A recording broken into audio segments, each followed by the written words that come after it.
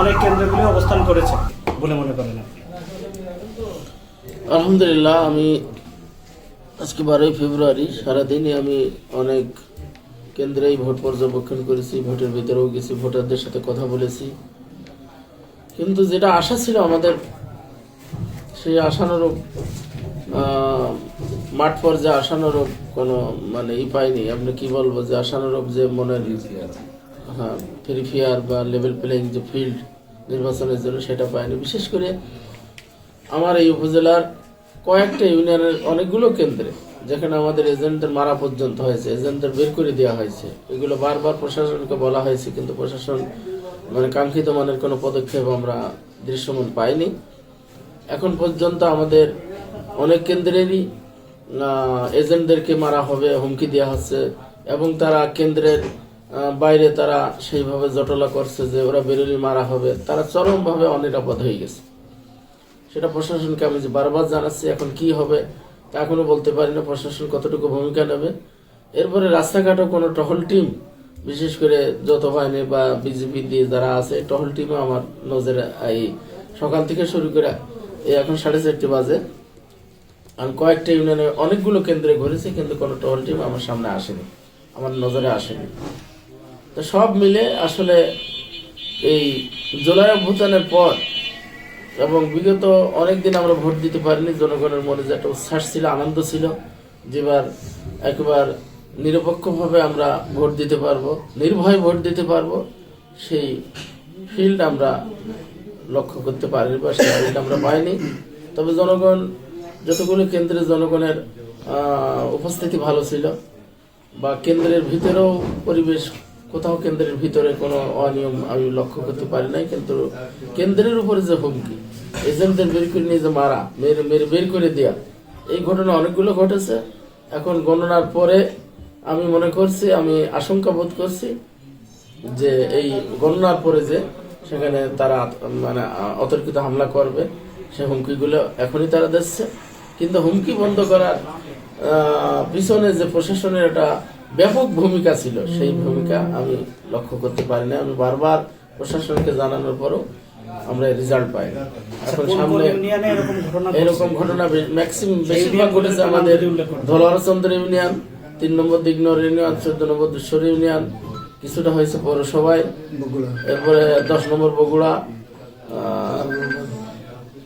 13 নম্বর সবচেয়ে বেশি যেটা লক্ষণীয় বিষয়, যে ধানের শীষে যে প্রতীক অ্যাডভোকেট আসাদুজ্জামান, তার গ্রাম বাড়িপাড়া। আমি প্রার্থীকে নিজেও ফোন করে সকালেই বলছি যে আপনার গ্রামে আমার প্রার্থী যাবে না, এটা কি করে সম্ভব?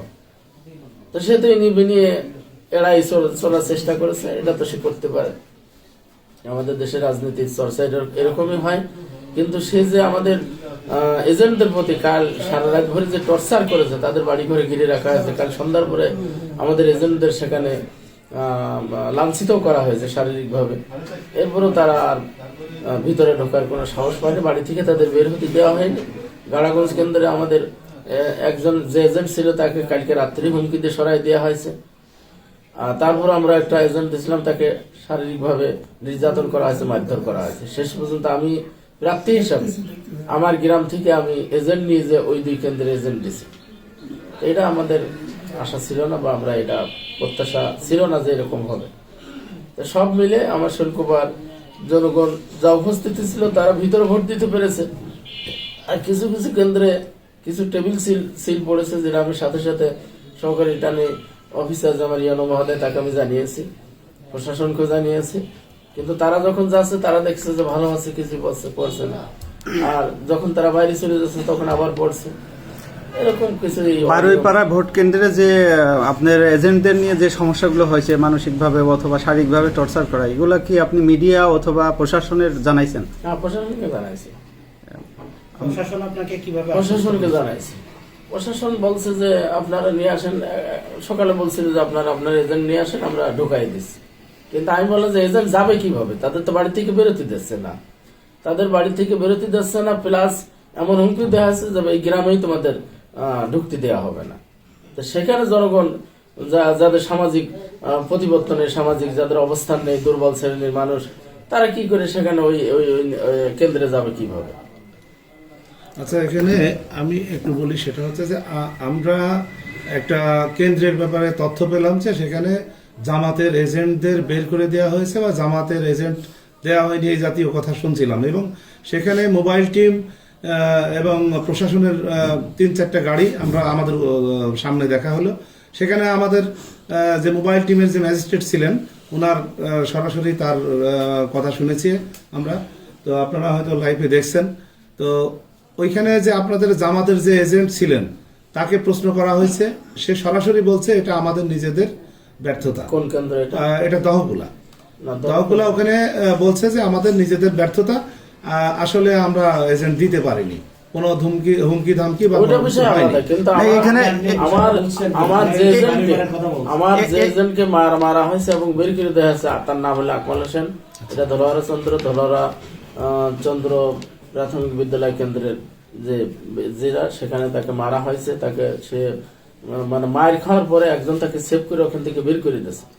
বেরোনোর পরে সে এলাকায় নেই, সে শরীরকুবা ছিল। তখন আমি ইউনোকে ফোন করেছি, ইউনো বললো যে এখন আমার সাথে তো দেখা করার কাজ না, এখন আপনি যেখানে ওখানে আমাদের জুডিশিয়াল যে ম্যাজিস্ট্রেট আছে তার কাছে অভিযোগ করতে পারেন।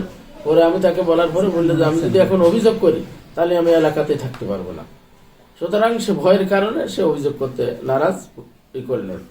8 নম্বর ইউনিয়নের করুণাকর কেন্দ্র, সরকারি প্রাথমিক বিদ্যালয় কেন্দ্র, ওখানেও আমাদের এজেন্টকে বের করে নিয়ে তারপরে তাকে হুমকি ধমকি দিয়ে পরে তাকে ছেড়ে দেওয়া হয়েছে, সে ওখানে আর যায়নি।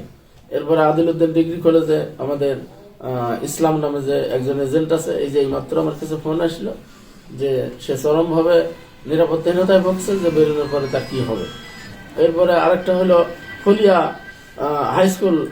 হাইস্কুলে যে কেন্দ্র আছে 14 নম্বর ইউনিয়নের 9 নম্বর ওয়ার্ড কেন্দ্র, সেখানে তার বোন আমাকে এইমাত্র ফোন করে বলল যে আমার ভাই রিজাউল এবং তার সাথে আরো আছে, তার এজেন্ট হিসাবে আছে। তবে যে বারবার যে নিউজ আসতেছে, ওরা বাইরে সে জটলা করছে যে বেরোলি এদেরকে দেখা হবে, মারা হবে। এরকম পরিস্থিতি চলছে সব জায়গায়। এই বিষয়ে আপনার দাবি কি এখন?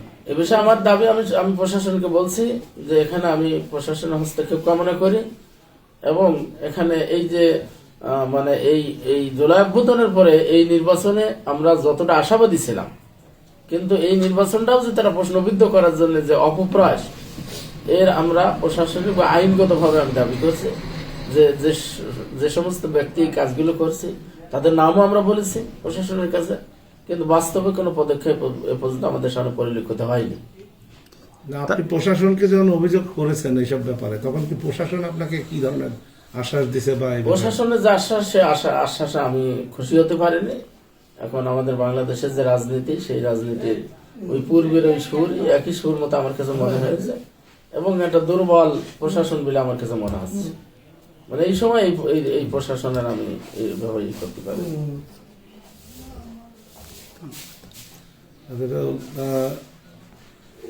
শৈলকুমার সাধারণ জনগণের কাছে আমার বলার এতটুকুই আছে যে সাধারণ জনগণ তফসিল ঘোষণার পর থেকে আজ পর্যন্ত বা গতকাল পর্যন্ত জনগণের যে সাড়া ছিল, তারা ভোট দেওয়ার জন্য যেভাবে প্রত্যাশিত ছিল, সেই প্রত্যাশা পূরণ করতে পারেনি। বিগত রাত্রেই ম্যাক্সিমাম জায়গায় যে যারা একটু সামাজিকভাবে দুর্বল বা যারা সনাতন ধর্মের মানুষ বা যারা জামাতে ভোট দেবে, এইরকম মানুষকে গত রাত্রেই চরমভাবে তাদের বাড়ি বাড়ি গিয়ে হুমকি দেওয়া হয়েছে, এমনকি দেশীয় অস্ত্র নিয়ে যেও তাদের সামনে শো করা হয়েছে।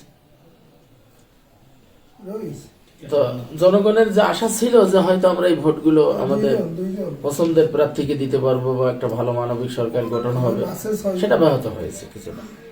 এখন তারপরে রেজাল্ট আসার পরে বোঝা যাবে যে আসলে জনগণের আশার প্রতিফলন কতটা ঘটলো। ধন্যবাদ।